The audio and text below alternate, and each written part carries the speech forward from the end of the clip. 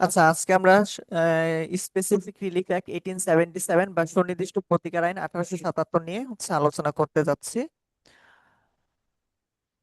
সুনির্দিষ্ট প্রতিকার বলতে আমরা কি বুঝি? সুনির্দিষ্ট প্রতিকার বলতে বুঝি একজন বাদী, তিনি আরজিতে, মোকদ্দমা শুরু হয় আরজির মাধ্যমে, তাহলে তিনি একটা আরজির মাধ্যমে যে প্রতিকার প্রার্থনা করেন, আদালত যদি তাকে হুবহু সেম প্রতিকারটাই কি করে প্রদান করে, তবে তাকে বলা হয় সুনির্দিষ্ট প্রতিকার।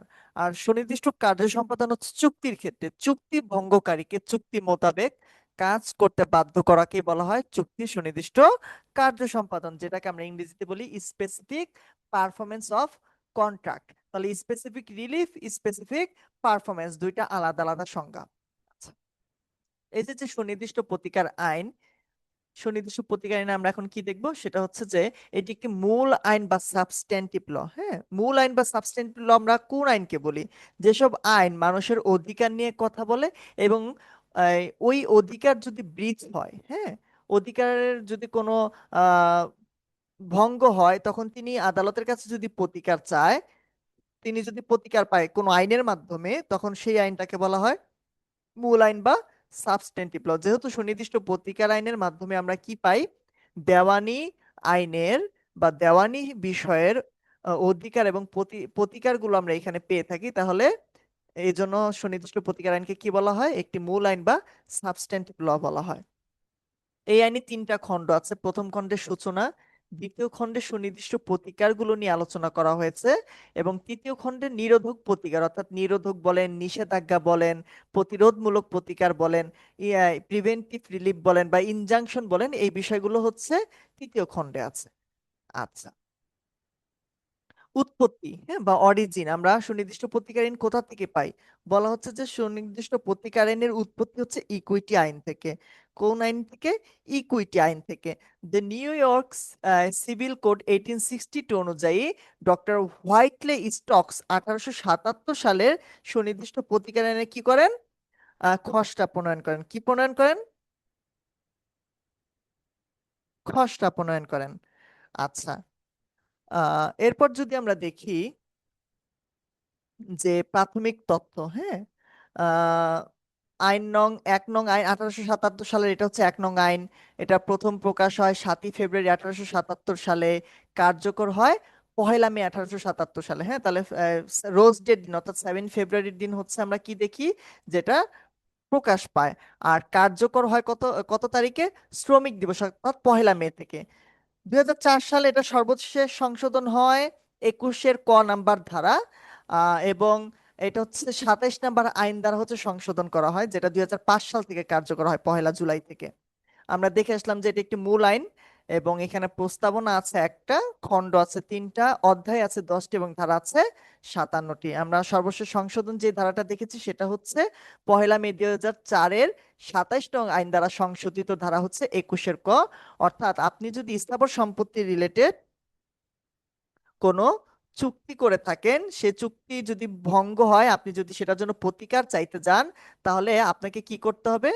আহ প্রতিকার চাইতে হলে অবশ্যই আপনাকে আদালতকে দেখাতে হবে যে চুক্তিটা কি হয়েছে, লিখিত চুক্তি হয়েছে, এবং অবশ্যই সেটা কি হয়েছে, রেজিস্ট্রি হয়েছে। ঠিক আছে, এই কথাটা হচ্ছে আহ 21-এর ক ধারায় বলা হয়েছে।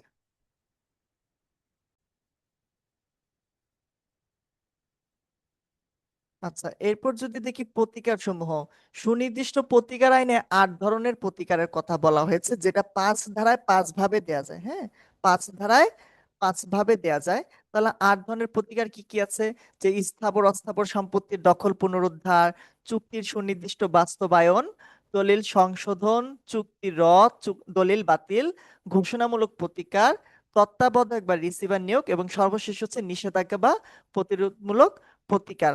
আমরা জানি সুনির্দিষ্ট প্রতিকার আইন দুইটি ক্ষেত্রে প্রতিকার দেয়, একটা হচ্ছে স্থাবর বা অস্থাবর সম্পত্তি রিলেটেড যদি হয়, এবং আরেকটা হচ্ছে আইনগত বৈশিষ্ট্য বা পরিচয় রিলেটেড যদি হয়ে থাকে। তাহলে এই যে 8 ধরনের প্রতিকার, এই 8 ধরনের প্রতিকারকে আপনি 5 ধারায় কতভাবে পেতে পারেন? 5 ভাবে পেতে পারেন।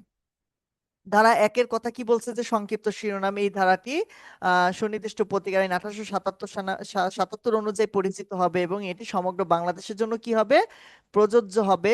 এবং এর শুরু বলেন, আরম্ভ বলেন, কার্যকার বলেন কত কত তারিখ থেকে শুরু হয়েছে? 1877 সালের 1 মে থেকে।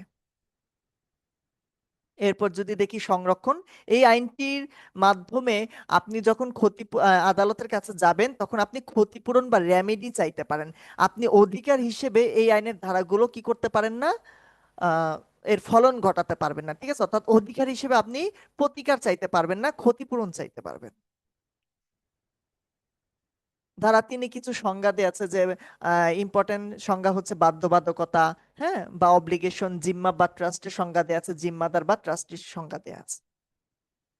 5 ধারা আমি আগেই বলে আসছি, 8 ধরনের প্রতিকার 5 ধারায় 5 ভাবে দেয়া যায়, তাই না?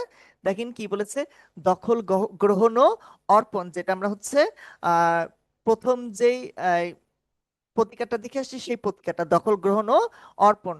দেন হচ্ছে আদেশমূলক প্রতিকার, অর্থাৎ আদালত কোনো কিছু করার আদেশ দিবেন। নিষেধমূলক প্রতিকার, আদালত কোনো কিছু করতে নিষেধ করবেন। দেন আমরা দেখে আসছিলাম ঘোষণামূলক প্রতিকার দেখে আসছি, রিসিভার নিয়োগ দেখে আসছি, ঠিক আছে না? দেখেছি। তাহলে আমরা 4টা প্রতিকার এখানে পেলাম, একটা দখল, নিষেধমূলক, ঘোষণামূলক আর রিসিভার। আর বাকি 4টা হচ্ছে আদেশমূলক প্রতিকার এখানে চলে আসছে, অর্থাৎ 8টা প্রতিকারকে 5 ভাবে দেওয়া আছে। দেখেন এখানে 5 ধরনের প্রতিকারের কথা বলা আছে, সবই হ্যাঁ, অর্থাৎ আপনাকে গ্রহণ করে দিয়ে দিবে আদালত। আদেশমূলক প্রতিকার, ঘোষণামূলক প্রতিকার, রিসিভার নিয়োগ। কিন্তু নাম্বারটা হচ্ছে না বোধক প্রতিকার, অর্থাৎ নিষেধাজ্ঞামূলক প্রতিকার, হ্যাঁ, অর্থাৎ আদালত আপনাকে কোনো কিছু করতে না করবে। রিসিভার নিয়োগটা বলতে কি বোঝায়? রিসিভার নিয়োগ এগুলো আমরা হচ্ছে যখন আরো বিস্তারিত পড়বো পরবর্তীতে ক্লাসে, সেখানে আলোচনা করব।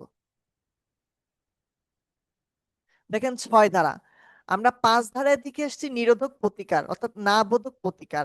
এই 5 ধারায় যে 5-এর যে আমরা দেখে আসলাম নিরোধক প্রতিকার বা না বোধক প্রতিকার, সেটা সংজ্ঞা দেওয়া আছে 6 ধারায়। কত ধারায় দেওয়া আছে বলেন? 6 ধারায়। নিরোধক প্রতিকার, নিবারণমূলক প্রতিকার, প্রতিরোধমূলক প্রতিকার, নিষেধমূলক প্রতিকার বা প্রিভেন্টিভ রিলিফ, যাই বলেন না কেন, এটা সংজ্ঞা দেওয়া আছে ধারা 6।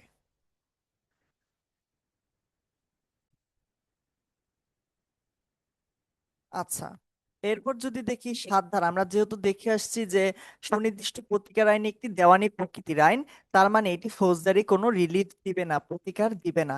যেহেতু ফৌজদারি কোনো রিলিফ দিবে না, তাহলে দ্বন্দ্ববিধির প্যানাল কোডের আন্ডারেও কি দিবে না, কোনো রিলিফ দিবে না। সেই কথাটা ধারা 7-এ বলা হয়েছে যে দ্বন্দ্বমূলক বা ফৌজদারি বিষয়ে কোনো প্রতিকার এই আইন কি করে না, মঞ্জুর করে না। এখন আসেন মেন বিষয়, ধারা 8, 9 হচ্ছে স্থাবর সম্পত্তি বিষয়ক, 10, 11 হচ্ছে অস্থাবর সম্পত্তি বিষয়ক। মনে রাখতে হবে বুঝার সুবিধার্থে, 8 ধারা হচ্ছে মালিক, 9 ধারা হচ্ছে ভাড়াটিয়া। মালিক বলতে আমরা কি বুঝি? ধরেন আপনি একটা বাড়ির মালিক, তাহলে আপনার কি আছে? মালিকানা আছে, সত্ত্ব আছে, টাইটেল আছে। কেউ আপনাকে সেই বাসা থেকে দখলচ্যুত করলো, হ্যাঁ, আপনাকে বের করে দিল, বেদখল করলো আপনাকে। তাহলে আপনি যখন আপনার এই দখল ফেরত নেওয়ার জন্য আদালতে যাবেন, আপনি সুনির্দিষ্ট প্রতিকার আইনের 8 ধারায় মোকদ্দমা দায়ের করবেন। দেখেন এখানে বলা হচ্ছে যে আহ এই ধারায় মোকদ্দমা করতে হলে নিম্নের শর্তসমূহ প্রযোজ্য হবে। সর্বপ্রথম প্রমাণের বিষয় বা দেখার বিষয় হলো আপনার কি আছে, এই সম্পত্তিতে মালিকানা বা টাইটেল আছে। আপনি যেদিন বেদখল হয়েছেন তার থেকে 12 বছরের মধ্যে আপনার কি করতে হবে, মোকদ্দমা দায়ের করতে হবে, যেটা তামাদি আইনের 142 এবং 144 অনুচ্ছেদে দেয়া আছে। তবে যদি এই জায়গাটায় সরকারের বিরুদ্ধে আপনি মোকদ্দমা দায়ের করতে যান, তখন সেটা 12 বছরের জায়গা হয়ে যাবে 60 বছর। আপনাকে প্রমাণ করতে হবে যে মোকদ্দমায় দায়েরের পূর্বে 12 বছরের মধ্যে আপনি বাদী হিসেবে একদিন হলেও সেই সম্পত্তির কি ছিলেন, দখলদারে ছিলেন। আচ্ছা, তো আমরা জানি প্রতিটি মামলাতেই হচ্ছে যখন আপনি মোকদ্দমা দায়ের করেন, কি দিতে হয় আদালতে? কোর্ট ফি দিতে হয়। এখানে বলতেছে যে কোর্ট ফি হচ্ছে মূল্যানুপাতিক বা অ্যাড ভ্যালুরাম কোর্ট ফি, মূল্যানুপাতিক বা অ্যাড ভ্যালুরাম কোর্ট ফি। আচ্ছা, সরকার সহ যে কোনো ব্যক্তির বিরুদ্ধে মোকদ্দমা দায়ের করা যায় 8 ধারায়। আদালত কি করতে পারে? স্থাপনা ভাঙার আদেশ দিতে পারেন। সংক্ষুব্ধ ব্যক্তি অর্থাৎ যার এগেনস্টে গেল রায়, তিনি আপিল বা রিভিউ করতে পারেন। সেই রায়টা আপিল বা রিভিউ করতে পারেন। রায় দেওয়ার পর ডিক্রি জারির মাধ্যমে আদালত ডিক্রি কার্যকর করতে পারেন। এবং এই ধারায় আদালত বিবেচনামূলক ক্ষমতা প্রয়োগ করতে পারে না। এই ধারায় আদালত কি করতে পারে না? বিবেচনামূলক ক্ষমতা প্রয়োগ করতে পারে না, অর্থাৎ ডিসক্রিশনারি পাওয়ার অ্যাপ্লাই করতে পারেন না। নয় ধা আহ, নয় ধারাটা দেখি। হ্যাঁ, নয় ধারায় কি বলেছে যে আপনার, আচ্ছা এখানে দেখেন কোর্ট ফির কথা বলা হয়েছে, এটা একটু ভালো করে দেখে নেবেন। তো আপনারা যারা ইউটিউবে ভিডিও দেখতেছেন স্ক্রিনশট নিয়ে রাখতে পারেন এই বিষয়টা। হ্যাঁ, কোর্ট ফির বিষয়টা এখানে সুন্দর করে বলা হয়েছে যে কোর্ট ফি কিভাবে নির্ধারিত হবে, সম্পত্তির ক্ষেত্রে কিরকম হবে, আর অর্থের মোকদ্দমায় কিভাবে কোর্ট ফি নির্ধারিত হবে এখানে বলা আছে সুন্দর করে। আমরা নয় ধারা দেখি। নয় ধারা বলেছিলাম মনে রাখার সুবিধার্থে যে ভাড়াটিয়া, আপনার মালিকানা নেই, আপনি কি একজন ভাড়াটিয়া। মালিক কি করলো? আপনাকে আইন বহির্ভূত ভাবে বাসা থেকে বেদখল করে দিল। তখন আপনি কত ধারায় মোকদ্দমা দায়ের করবেন? নয় ধারায়। দেখেন আপনাকে কি প্রমাণ করতে হবে? আপনি বাদী। হ্যাঁ, বাদীকে বেআইনি ভাবে বেদখল হতে হবে। সরকারের বিরুদ্ধে এই ধারায় মোকদ্দমা দায়ের করা যায় না। আট ধারা দেখছি 12 বছরের মধ্যে মোকদ্দমা দায়ের করতে হয়, কিন্তু এখানে বলতেছে 6 মাসের মধ্যে মোকদ্দমা দায়ের করতে হবে। আ- আট ধারায় দেখেছি যে একদিন হলে অন্তত থাকতে হবে, আর এখানে বলতেছে যে কমপক্ষে নিরবিচ্ছিন্ন ভাবে 2 মাস দখলে থাকতে হবে। আট ধারায় দেখেছিলাম কোর্ট ফি কিরকম হবে? মূল্যানুপাতিক বা অ্যাড ভ্যালুরাম। কিন্তু নয় ধারায় বলতেছে যে কোর্ট ফি হবে অ্যাড ভ্যালুরামের অর্ধেক। নয় ধারায় আদালত স্থাপনা ভাঙার আদেশ দিতে পারেন না। হ্যাঁ, ডিক্রি জারির মাধ্যমে আদালত ডিক্রি জারি করতে পারেন। আট ধারায়ও সেম কথাটা বলা ছিল। আট ধারায় দেখছিলাম আপিল আর রিভিউ করা যায়, নয় ধারায় আপিল বা রিভিউ করা যায় না। তার মানে কি করা যাবে? রিভিশন করা যাবে। একজন ব্যক্তি যদি নয় ধারায় মোকদ্দমা দায়ের করে, পরবর্তীতে দেখা যায় তার মালিকানা বা টাইটেলের উদয় হয়েছে, তিনি তার যে ওই সম্পত্তিতে মালিকানা আছে তিনি তা পরবর্তীতে জানতে পেরেছেন, তখন তিনি চাইলে আবার আট ধারায় নতুন করে মোকদ্দমা দায়ের করতে পারবেন। নর্মালি আমরা কি জানি, একবার মামলা হয়ে গেলে, সেই মামলাটা শেষ হয়ে গেলে একই বিষয় নিয়ে নতুন করে মামলা দায়ের করা যায় না। সেটা দেওয়ানির ক্ষেত্রেও হোক, ফৌজদারি ক্ষেত্রেও হোক। দেওয়ানিতে বলা হয় রেস জুডিকাটা, ফৌজদারিতে বলা হয় ডবল জিওপার্ডি। কিন্তু নয় ধারাতে মোকদ্দমা দায়ের করার পর যদি দেখে তার মালিকানার উদয় হয়েছে, সেক্ষেত্রে তিনি আবার চাইলে সেম বিষয় নিয়ে আট ধারায় মোকদ্দমা দায়ের করতে পারবেন। এক্ষেত্রে কি নাই, কোনো বাধা নেই। এখানে দেখেন আট ও নয় ধারার পার্থক্য দেয়া আছে যে আট ধারায় বলছে সত্য ঘোষণাপূর্বক খাস দখল বা উচ্ছেদের মোকদ্দমা, আর নয় ধারা হচ্ছে শুধুমাত্র দখল পুনরুদ্ধারের মোকদ্দমা। এখানে মালিকানা প্রমাণ করতে হয়, এখানে শুধু দখল প্রমাণ করলেই হয়ে যাচ্ছে। আট ধারায় তামাদি মেয়াদ হচ্ছে 12 বছর, নয় ধারায় তামাদি মেয়াদ 6 মাস। আট ধারায় সরকারের বিরুদ্ধে মোকদ্দমা দায়ের করা যায়, নয় ধারায় সরকারের বিরুদ্ধে মোকদ্দমা দায়ের করা যায় না। আট ধারায় আপনি আপিলও রিভিউ করতে পারবেন, নয় ধারায় আপিল রিভিউ করা যায় না। তার মানে কি করা যায়? শুধুমাত্র রিভিশন করা যাবে। আট ধারায় কোর্ট ফি হচ্ছে মূল্যানুপাতিক বা অ্যাড ভ্যালুরাম, আর নয় ধারায় কোর্ট ফি হচ্ছে মূল্যানুপাতিক বা অ্যাড ভ্যালুরামের অর্ধেক। 10 ধারা আমরা বলেছি 10 এবং 11 হচ্ছে অস্থাবর সম্পত্তি রিলেটেড, তাই না? যে 10 ধারা বলছে সুনির্দিষ্ট অস্থাবর সম্পত্তির পুনরুদ্ধার। এই ধারায় মোকদ্দমা দায়ের করার জন্য বাদীকে সম্পূর্ণ মালিকানার অধিকারী হওয়ার কি নেই? প্রয়োজন নেই। ট্রাস্টি এবং অস্থায়ী দখলকারীও এই ধারায় মোকদ্দমা দায়ের করতে পারবেন। দেখেন কি বলেছে, যারা এই ধারায় মোকদ্দমা দায়ের করতে পারবেন, বলেছে যে মালিক বা ওনার এই ধারায় মোকদ্দমা দায়ের করতে পারবে, জিম্মাদার বা ট্রাস্টি এই ধারায় মোকদ্দমা দায়ের করতে পারবেন, জামিনদার বেইলি, হ্যাঁ, এই ধারায় কি করতে পারবেন? মোকদ্দমা দায়ের করতে পারবেন। বন্ধকদাতা, যেটাকে আমরা পাওনার বলি, বা বন্ধক গ্রহীতা পাওনি, হ্যাঁ, তারা কি করতে পারবেন? এই 10 ধারায় মোকদ্দমা দায়ের করতে পারবেন। হারানো পণ্য খুঁজে পেয়েছে এমন কোনো ব্যক্তিও চাইলে এই ধারায় কি করতে পারবেন? মোকদ্দমা দায়ের করতে পারবেন, অস্থাবর সম্পত্তির ক্ষেত্রে অবশ্যই। 11 ধারা তাৎক্ষণিক বা আশু দখলের অধিকারী, অর্থাৎ ইনটাইটেল টু ইমিডিয়েট পজেশন ব্যক্তির নিকট দখল অর্পণে অন্য দখলকারী ব্যক্তির দায় দায়িত্ব হবে মালিক হিসেবে নয়। দেখেন কি বলেছে, যে ব্যক্তি কোনো অস্থাবর সম্পত্তির মালিক নয় কিন্তু সম্পত্তিটি তার নিয়ন্ত্রণে বা দখলে আছে, সেই ব্যক্তিকে নিম্নলিখিত 4টি ক্ষেত্রে তাৎক্ষণিক দখলের অধিকারী ব্যক্তির নিকট সম্পত্তিটি অর্পণে বাধ্য করা যাবে। যদি কি হয়?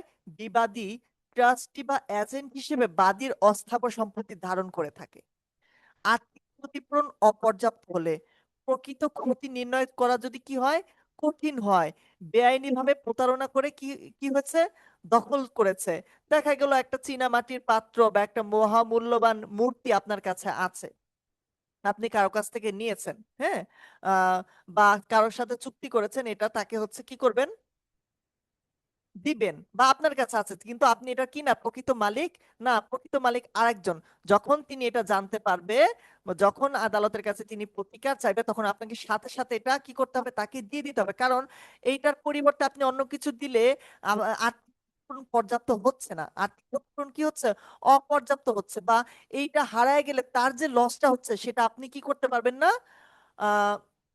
কোনোভাবে কোনো কিছু দিয়ে পূরণ করতে পারবে না। তখন কি করতে হবে, সাথে সাথে ওই জিনিসটা দিয়েই এই বিষয়ে তাকে প্রতিকার দিতে হবে। অর্থাৎ আপনার যিনি এটার আসল মালিক তার কাছে এই জিনিসটা কি করতে হবে, ফেরত দিতে হবে। এই হচ্ছে 10 এবং 11 ধারা অস্থাবর বিষয়, আর 8 এবং 9 ধারা হচ্ছে স্থাবর বিষয়। এই ছিল আজকের ক্লাস। পরবর্তী বিষয়গুলো হচ্ছে নেক্সট ক্লাসে আলোচনা করা হবে। ধন্যবাদ।